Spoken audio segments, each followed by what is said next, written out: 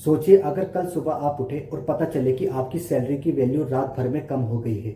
आपकी अर्निंग वही है लेकिन दुनिया के सामने उसकी पावर कम हो चुकी है। ये कोई मूवी की स्टोरी नहीं है, ये एक रियलिटी है जो करेंसी के गिरने के साथ होती है।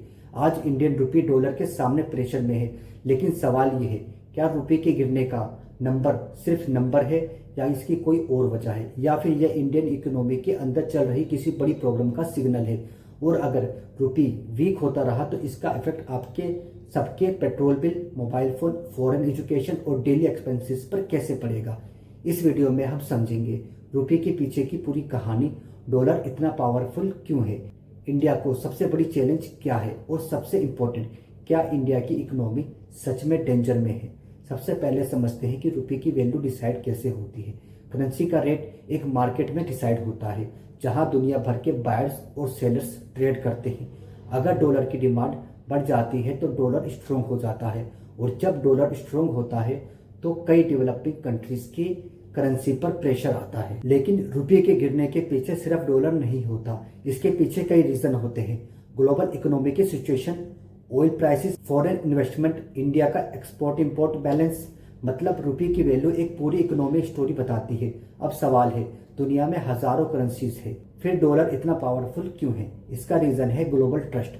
दुनिया का बहुत बड़ा हिस्सा इंटरनेशनल ट्रेड करता है, डॉलर का यूज करता है। सबसे बड़ा एग्जांपल है क्रूड ऑयल। इंडिया अपनी एनर्जी नीड्स के लिए क्रूड ऑयल इंपोर्ट करता है और ऑयल के लिए पेमेंट मोस्टली डॉलर में होती है। अब सोचिए, अगर ऑयल का प्राइस बढ़ता है या डॉलर स्ट्रोंग होता है तो इंडिया को ऑयल खरीदने के लिए ज्यादा पैसे खर्च करने पड़ेंगे, और इसका प्रेशर रुपये पर आ सकता है। इकोनॉमी में एक और इम्पोर्टेंट रोल होता है फॉरेन इन्वेस्टर का। दुनिया भर के इन्वेस्टर्स अपना पैसा अलग अलग कंट्रीज में इन्वेस्ट करते हैं। अगर उन्हें लगता है कि इंडिया में ग्रोथ के चांसेस स्ट्रोंग है तो वो इंडिया में इन्वेस्ट करते हैं। इससे मार्केट में डॉलर आता है और रुपये को सपोर्ट मिल सकता है। लेकिन अगर ग्लोबल सिचुएशन चेंज हो जाए, जैसे अमेरिका में इंटरेस्ट रेट बढ़ जाए, तो इन्वेस्टर अपना पैसा वापस अमेरिका ले जा सकते हैं, और जब पैसा इंडिया से बाहर जाता है तो डॉलर की डिमांड बढ़ सकती है। इसका इफेक्ट रुपये पर पड़ता है।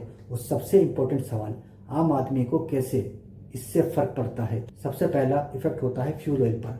इंडिया ऑयल इंपोर्ट करता है, अगर इंपोर्ट कॉस्ट बढ़ाती है तो पेट्रोल और डीजल के प्राइसेस पर प्रेशर आ सकता है, और फ्यूल महंगा होने का इफेक्ट ट्रांसपोर्टेशन और प्रोडक्ट की कॉस्ट पर भी आ सकता है। दूसरा इफेक्ट इंपोर्टेड प्रोडक्ट्स पर आता है, जैसे electronics, foreign funds, imported technology. अगर डॉलर महंगा होता है तो इन चीज़ों की कॉस्ट बढ़ सकती है। फॉरेन एजुकेशन और फॉरेन ट्रेवल भी महंगा हो सकता है। लेकिन यहाँ एक इम्पोर्टेंट बात समझना जरूरी है, वीक रुपये का मतलब हमेशा इकोनॉमी खराब होना नहीं होता। कुछ इंडस्ट्रीज को इसका बेनिफिट भी मिल सकता है, जैसे एक्सपोर्टर्स। अगर कोई इंडियन कंपनी बाहर प्रोडक्ट सेल करती है और डॉलर में पेमेंट लेती है तो उसकी अर्निंग रुपीज में बढ़ सकती है। इसलिए करेंसी मूवमेंट के कुछ पॉजिटिव और नेगेटिव दोनों इफेक्ट होते हैं। अब वापस आते हैं सबसे बड़े सवाल पर, क्या रुपये गिरने का मतलब है कि इंडिया की इकोनॉमी डेंजर में है। आंसर इतना सिंपल नहीं है। किसी भी इकोनॉमी को जज करने के लिए सिर्फ करेंसी नहीं होती, हमें भी चीजें देखनी होती है। Economic growth, inflation, foreign reserves, manufacturing, employment. India के सामने चैलेंजेस जरूर हैं, लेकिन इंडिया की ग्रोइंग इकोनॉमी भी है। रियल चैलेंजेस ये है कि इंडिया को फ्यूचर में मैन्युफैक्चरिंग स्ट्रॉन्ग करनी है, एक्सपोर्ट्स बढ़ाने होंगे, एनर्जी डिपेंडेंसी कम करनी होगी। रुपये के गिरने का एक इम्पोर्टेंट इशू है, लेकिन सिर्फ एक नंबर देखकर किसी भी इकोनॉमी का फ्यूचर डिसाइड नहीं किया जा सकता। करेंसी एक सिग्नल होती है जो बताती है कि दुनिया की इकोनॉमी में क्या चेंजेस आ रहे हैं। आज इंडिया के सामने चैलेंजेस है, लेकिन अपॉर्चुनिटी भी है। आने वाले सालों में सबसे बड़ा सवाल ये होगा, क्या इंडिया अपनी ग्रोथ को इतना स्ट्रॉन्ग बना पाएगा कि ग्लोबल चैलेंजेस का सामना कर सके। क्योंकि एक स्ट्रॉन्ग इकोनॉमी सिर्फ स्ट्रॉन्ग करेंसी से नहीं बनती, वो बनती है स्ट्रॉन्ग बिजनेस, इनोवेशन और लॉन्ग टर्म प्लानिंग से।